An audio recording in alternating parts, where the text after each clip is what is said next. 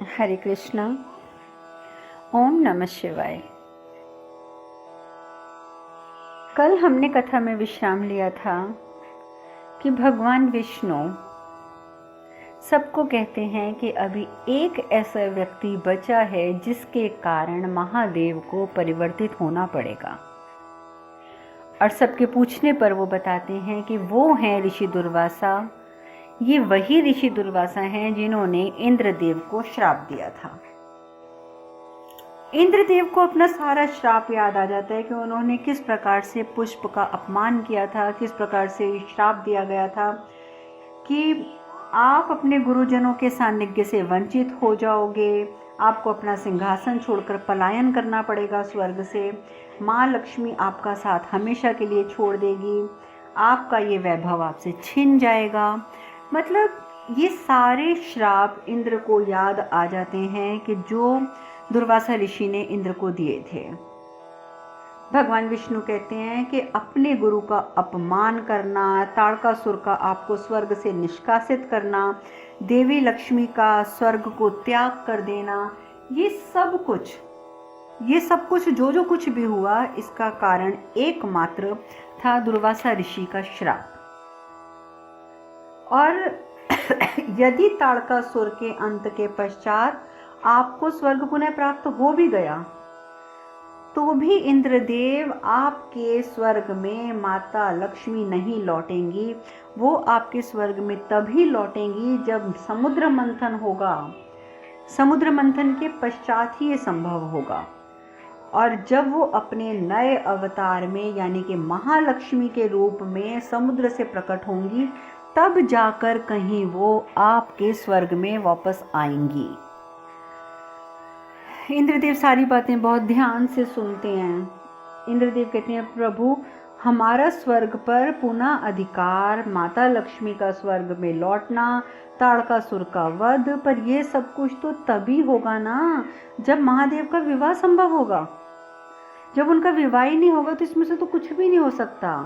तो फिलहाल तो आप हमें ये बताएं कि ऋषि दुर्वासा महादेव को कैसे समझाएंगे।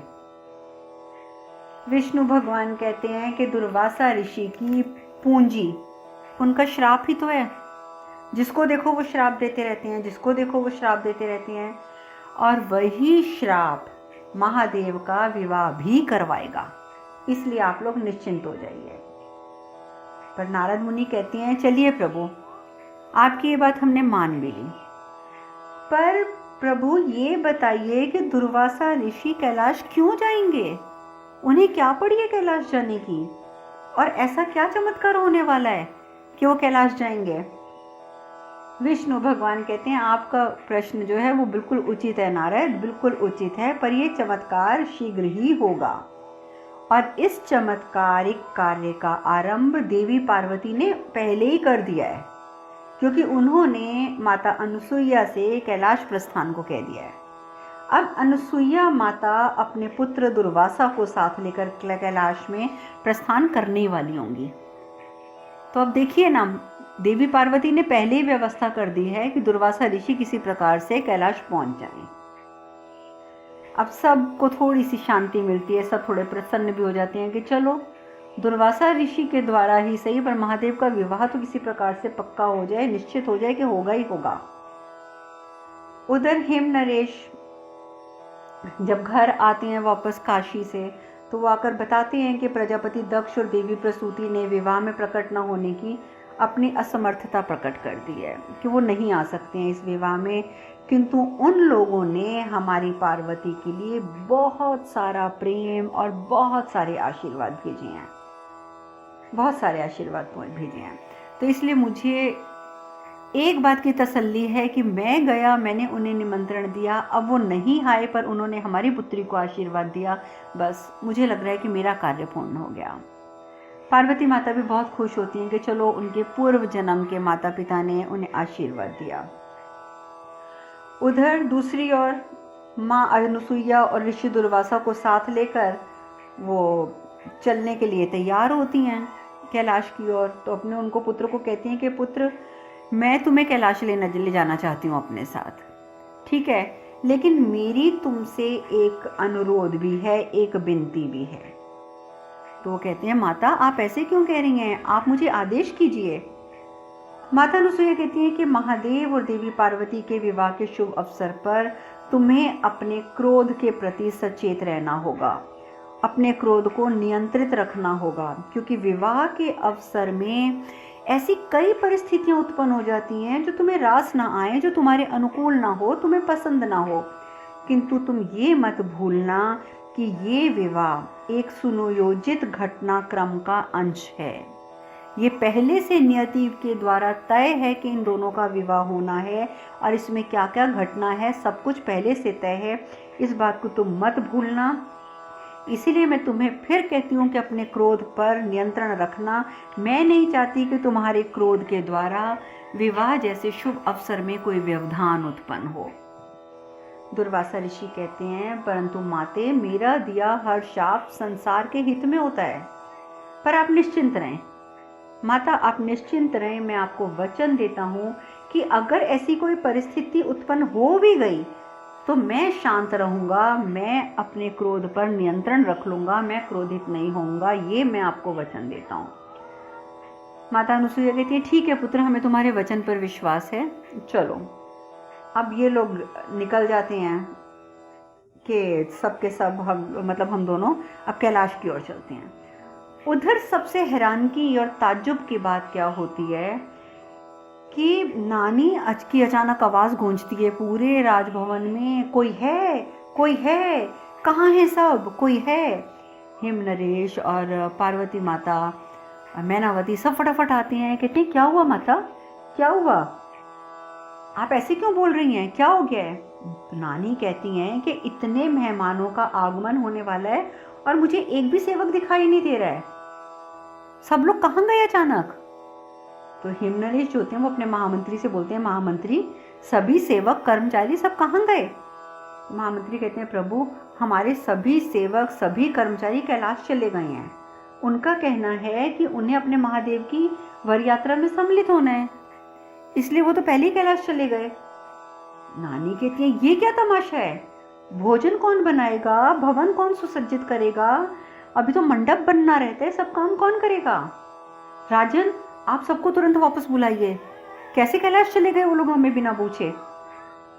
हिम नरेश कहते हैं, माता, अब मैं उनको सबको वापस तो बुला नहीं सकता हूँ, ये संभव नहीं है, किंतु एक काम करता हूँ, मैं अन्य रसोइयों को और अन्य सेवकों की व्यवस्था कर देता हूँ, नगर में से नए लोगों को बुला लेता हूँ।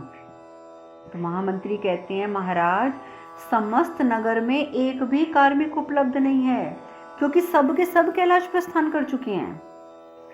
और उधर सारे के सारे कर्मचारी कहाँ पहुंचे हुए हैं, कैलाश में। कैलाश पहुंच के कहते हैं, प्रभु, हम सब आपकी वर यात्रा में सम्मिलित होने आए हैं। और तो और वहां पे जितने ऋषि मुनि पंडित जो थे वो सब भी कैलाश पहुंच जाते हैं नगर में से।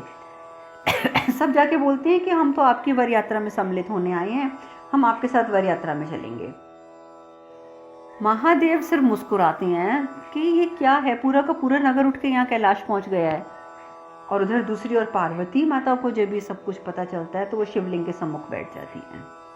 शिवलिंग के सम्मुख बैठकर बोलती हैं कि यदि सारे श्रमिक आपके कैलाश पर जाकर वास करने लगेंगे तो विवाह की तैयारियां कैसे पूर्ण होंगी। महादेव, जवाब दीजिए आप हमें, सबके भोजन की व्यवस्था कैसे होगी। भोजन तो आपके लिए भी तैयार करना है ना, कैसे व्यवस्था होगी। वो सुन भी रहे हैं आप महादेव या नहीं सुन रहे हैं। सारे संसार का ध्यान इस विवाह पर केंद्रित है, और यदि बारात के स्वागत सत्कार में कोई भी भूल चूक हुई तो हमारे पिता के सम्मान को तो ठेस पहुंच सकती है ना। क्या सोचेंगे लोग, क्या सोचेंगे। सब यही कहेंगे ना, सब अतिथिगण सब यही करेंगे, कहेंगे कि एक हिम नरेश अपनी एक पुत्री का विवाह भी ठीक से नहीं कर सका। नहीं नहीं, आप हमारे पिता का ऐसे अपमान नहीं करा सकते हैं। अब हम आपसे कुछ कह रहे हैं, इस पर आपकी कोई प्रतिक्रिया है भी या नहीं है, बताइए महादेव। उधर महादेव ऊपर बैठे बैठे सब कुछ सुन रहे हैं, सारी बात सुन लेते हैं पार्वती माता की। मुस्कुराते हुए वो श्रमिकों को बोलते हैं कि आप सबकी वर यात्रा में सम्मिलित होने की जो इच्छा है ना, उसका तो मैं बहुत आदर करता हूँ, किंतु वर यात्रा की संख्या सीमित रहे तो वही उचित है।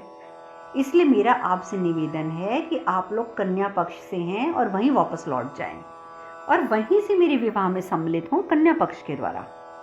तो श्रमिक कहते हैं नहीं नहीं महादेव, हमारी ही धारणा है कि जो भी आपकी वर यात्रा में सम्मिलित होगा उसका पुण्य बढ़ जाएगा प्रभु, हम अपना पुण्य कम नहीं करना चाहते, हम तो आपकी वर यात्रा में जाएंगे। शिव कहते हैं किंतु आप लोगों को एक बात का ज्ञान नहीं है, एक बात तो आप लोगों को ज्ञात ही नहीं है कि जो भी व्यक्ति पार्वती की ओर से विवाह में सम्मिलित होगा उसे दुगना पुण्य मिलेगा, दुगना पुण्य। इसलिए जाइए, निश्चिंत होके विवाह के कार्यों में जुट जाइए, आपको दुगना पुण्य प्राप्त होगा, ये मैं आपको आशीर्वाद देता हूँ। पार्वती ने सब कुछ सुन लिया कि महादेव क्या कह रहे हैं श्रमिकों से। पार्वती माता बहुत प्रसन्न होती हैं, बहुत प्रसन्न होती हैं। सारे सेवक लौट आते हैं। अचानक ही सारे सेवक अपने अपने कामों में जुट जाते हैं। नानी हैरान, सबको कार्य करते हुए देख के नानी कहती है अरे कहाँ थे तुम सब?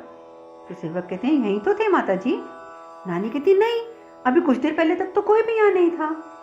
सेवक कहते हैं माता जी, जब हमें हमारी राजकुमारी जी की ओर से विवाह में सम्मिलित होकर दुगना पुण्य मिलने वाला है तो हम कहीं और क्यों जाएंगे, कैसे जाएंगे? नानी बेचारी परेशान हो जाती है कि मैं पागल तो नहीं हो गई हूँ, अभी तो यहाँ कोई भी नहीं था, अभी यहाँ सब बैठे हुए हैं। नानी कहती है ठीक है ठीक है ठीक है, चलो चलो अपना अपना कार्य करो और सारे कार्य शाम से पहले पहले खत्म कर देना। तो इस प्रकार से भगवान शिव सभी कार्यकर्ताओं को नीचे वापस भेज देते हैं। उधर भगवान शिव वो अपने ऋषियों से बातें करते हैं, कहते हैं कि वर यात्रा का महत्व मुझे अब समझ आने लगा है। पार्वती ने इस तथ्य का अर्थ कितनी सहजता से वर्णन कर दिया था, कितनी सहजता से हमें समझा दिया था, हम तब भी नहीं समझे थे, लेकिन आज हम समझे कि वर यात्रा का वाकई कितना महत्व होता है। कि देखिए सारे सेवक उठ के यहाँ आ गए कि हमें पुण्य प्राप्त होगा। उधर दूसरी ओर माता अनुसुईया और दुर्वासा जी वो कैलाश के लिए निकल पड़े हैं। रास्ते में होते हैं तो उनको नारायण जी मिल जाते हैं। नारायण नारायण नारायण नारायण। नारद मुनि सीधा उनको देखते नारायण नारायण करते हुए प्रणाम करते हैं। तो नारद मुनि कहते हैं कि आपके मुख की प्रसन्नता से ये ज्ञात होता है कि आप दोनों किसी शुभ कार्य हेतु जा रहे हैं। तो अनुसुईया माता कहती हैं जी देवर्षि, मैं अपने पुत्र के साथ विवाह में सम्मिलित होने कैलाश जा रही हूँ। नारद मुनि कहते हैं अति उत्तम माता, किंतु माता ऋषिवर आपको वहां छोड़कर वापस लौट आएंगे ना? दुर्वासा ऋषि कहते हैं नहीं नहीं देवर्षि, मैं भी इस विवाह में सम्मिलित होना चाहता हूँ, ये तो मेरा सौभाग्य है। नारद मुनि कहते हैं अच्छा, आप भी सम्मिलित होंगे? नारायण नारायण नारायण नारायण। दुर्वासा ऋषि कहते हैं ऐसा क्या हो गया देवर्षि, क्या मुझे वहां जाने का अधिकार नहीं है जो आप इस तरीके से बोल रहे हैं? तो नारद मुनि कहते हैं मैंने ऐसा कब कहा, बस केवल आपके क्रोध से मुझे भय लगता है, इसलिए मैं कुछ कह नहीं पा रहा हूँ आपके सामने। दुर्वासा ऋषि कहते हैं नहीं नहीं नहीं नहीं देवर्षि, आप निसंकोच होकर कहिए, आपको जो कहना है आप निसंकोच कहिए। नारद मुनि कहते हैं कि देवर्षि, आपको विवाह जैसे शुभ अवसर पर नहीं जाना चाहिए। दुर्वासा ऋषि कहते हैं आप ऐसा क्यों कह रहे हैं देवर्षि, ऐसा क्यों कह रहे हैं आप? नारद मुनि कहते हैं कि यदि भूलवश आपने किसी को श्राप दे दिया तो अनर्थ हो जाएगा ऋषिवर, अनर्थ हो जाएगा। दुर्वासा ऋषि कहते हैं आप निश्चिंत रहें देवर्षि, निश्चिंत रहें, मैं ऐसी स्थिति उत्पन्न होने ही नहीं दूंगा। यदि ऐसा हो भी गया तो मुझे क्रोध नहीं आएगा, ये मैं अपनी माता को वचन दे चुका हूं। नारद मुनि जब सुनते हैं तो कहते हैं उत्तम उत्तम अति उत्तम, परंतु ऋषिवर क्रोधित होना तो आपके नियंत्रण में होता कहाँ है? ना जाने किस बात पर आपका मन जो है वो रुष्ट हो जाए और आप श्राप दे दें, और आपकी जिह्वा पर तो श्राप सदैव विराजमान रहता है। आप समझ रहे हैं ना ऋषिवर मैं क्या कह रहा हूँ? दुर्वासा ऋषि कहते हैं मैंने कहा ना देवर्षि कि मैं माता को वचन दे चुका हूँ, मैं क्रोधित नहीं होऊंगा। अनुसुईया माता को भी थोड़ा बुरा लगता है, वो कहती हैं क्षमा कीजिएगा देवर्षि, हमें कैलाश पहुंचने में विलंब हो रहा है, हमें जाने की आज्ञा दीजिए। नारद मुनि कहते हैं अवश्य अवश्य, महादेव की वर यात्रा में हम पुनः मिलेंगे, आप लोग प्रस्थान कीजिए। अब कैलाश पर नंदी प्रेतगण आदि जितने भी सब लोग होते हैं वो भांग पी के उत्सव मनाने के मूड में हैं। खूब वो अपना उसका पेड़ों की छालों का ही ढोल बनाकर ढोल पीट रहे हैं, नाच गाना कर रहे हैं, सब मस्ती के मन में बैठे हुए हैं, मस्ती के मूड में खूब लोग अपना नाच गाना कर रहे हैं। उधर माता अनुसुईया और ऋषि दुर्वासा पहुंच जाते हैं। नंदी जो होते हैं वो दूर से देख लेते हैं माता को, तो वो दौड़ के वहाँ पहुंच जाते हैं। माता माता आप लोग यहाँ आए हैं, मैं बहुत प्रसन्न हूँ कि आप लोग विवाह में सम्मिलित होने आए हैं, पर आप लोग मेरे साथ आएँ, क्योंकि वहाँ पर सभी गण प्रेत जो है ना वो विवाह के उन्माद में हैं, और मुझे लगता है कि माता कि आपका वहाँ जाना अभी उचित नहीं है, इसलिए आप मेरे साथ आइए। तो जैसे ही ऋषि दुर्वासा और अनुसुईया माता नंदी जी के साथ जाने लगते हैं तो नारद मुनि आ जाते हैं। नारायण नारायण, अरे ऋषि दुर्वासा आप कहाँ जा रहे हैं? आपको तो भक्तों के उन्माद में सम्मिलित होना चाहिए। ठीक है, माता अनुसुईया जाएं नंदी के साथ, वो जाकर विश्राम करें या कार्य देखें, शादी के कार्य में कोई कमी तो नहीं रह गई है। बाकी तो ऋषि दुर्वासा आप तो बाकी भक्तों के साथ खूब मस्ती करिए, उन्माद में आप भी आ जाइए। तो आपको पता है कि ब्रह्मांड में ऐसा अवसर पुनः नहीं होगा, पुनः संभव ही नहीं है ऐसा अवसर आए। तो आइए आइए, और महादेव भी आपको देखकर बहुत प्रसन्न हो जाएंगे। अब नंदी तो माता को अपने साथ ले जाते हैं, उधर नारद मुनि ऋषि दुर्वासा को अपने साथ ले जाते हैं। नाचते नाचते जो प्रेत गण होते हैं उनको तो उन्माद में कोई होश ही नहीं होता। वो क्या करते हैं, दुर्वासा ऋषि को अपने बीच में खींच लेते हैं, उनको भी जबरदस्ती नचाने लगते हैं। उन्होंने जो अपना कपड़ा ओढ़ा होता है अपने शरीर के ऊपर, वो कपड़ा उठा के वो उनका भगवा कपड़ा उन्हीं के चेहरे पर डाल देते हैं, उसी का उनका घूंघट सा बना देते हैं और बहुत गलत गलत व्यवहार करने लगते हैं, क्योंकि वो लोग मस्ती के मन में होते हैं। अब ऐसा बर्ताव करते हैं जो एक ऋषि के लिए वाकई अनुकूल नहीं होता, और जब ये व्यवहार इतना ही प्रतिकूल होगा तो ऋषि दुर्वासा का क्रोधित होना तो निश्चित था। ऋषि दुर्वासा को क्रोध आ गया, बुरी तरीके से क्रोध आ गया। दूर हटो मूर्खो, दूर हटो, घोर दुराचार किया है तुम लोगों ने। शिव के विवाह के उन्माद में तुम सबकी बुद्धि भ्रष्ट हो गई है। तुम सबने मेरा बहुत अपमान किया है, घोर अपमान किया है। तुम सबके इस अभद्र व्यवहार के लिए मैं ऋषि दुर्वासा तुम सबको श्राप देता हूँ कि तुम्हारा ये कुरूप और विभत्स रूप देखकर कन्या पक्ष वाले लोग मूर्छित हो जाएंगे, और महादेव का इस रूप में देवी पार्वती के सेवा के साथ विवाह कभी संभव नहीं होगा। कभी नहीं, कभी नहीं, कभी संभव नहीं होगा। देवता, सप्त ऋषि और प्रेत गण सब शुद्ध परेशान कि ये क्या श्राप दे दिया। गण और प्रेत जो है वो सबसे पहले आगे आके बोलते हैं कि हम प्रभु के विवाह की प्रतीक्षा वर्षों से कर रहे थे, और एक व्यक्ति के अहम ने हमारी प्रतीक्षा को ध्वस्त कर दिया। अब क्या होगा? अब महादेव का विवाह कैसे होगा? नंदी आगे आते हैं। नंदी आकर बोलते हैं, ऋषिवर कि क्या अनर्थ कर दिया आपने। महादेव के भक्तों की त्रुटि का दंड आप महादेव को कैसे दे सकते हैं? महादेव ने तो आपका अपमान नहीं किया था ना, उन्होंने तो आपको कुछ नहीं कहा था, तो आपने ऐसा क्यों किया? नारद मुनि भी कहते हैं महर्षि दुर्वासा ये क्या कर दिया आपने, क्या कर दिया? नारायण नारायण। उधर दुर्वासा ऋषि वो भी परेशान, ये मैंने क्या कर दिया? मैंने तो अपनी माता को दिया हुआ वचन भी तोड़ दिया।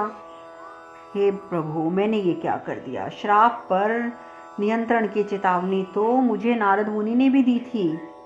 मैंने अपनी माता से वादा भी किया था, मैं सब कुछ भूल गया। ये अनर्थ कैसे हो गया? कैसे हो गया ये अनर्थ मुझसे?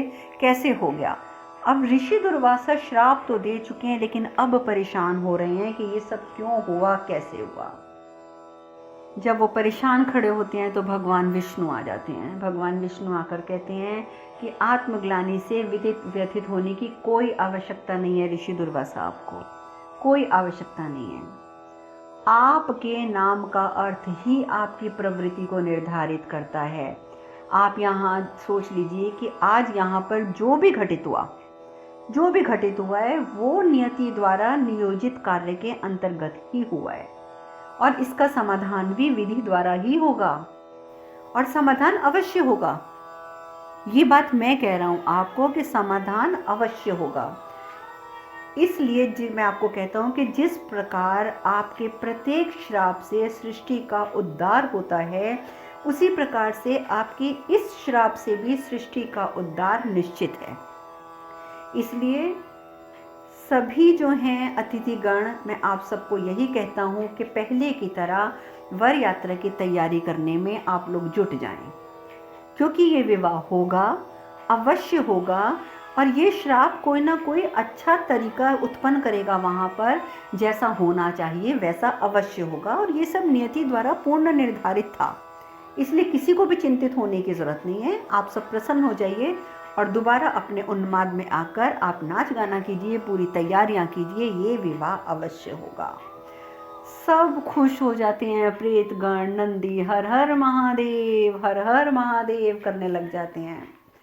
भगवान शिव दुर्वासा ऋषि से कहते हैं, आप मेरे विवाह में विशिष्ट व्यक्ति की तरह सम्मिलित होने आए हैं, तो आप उसमें सहर्ष सम्मिलित होइए, सहर्ष सम्मिलित होइए। मुझे आपसे कोई द्वेष नहीं है।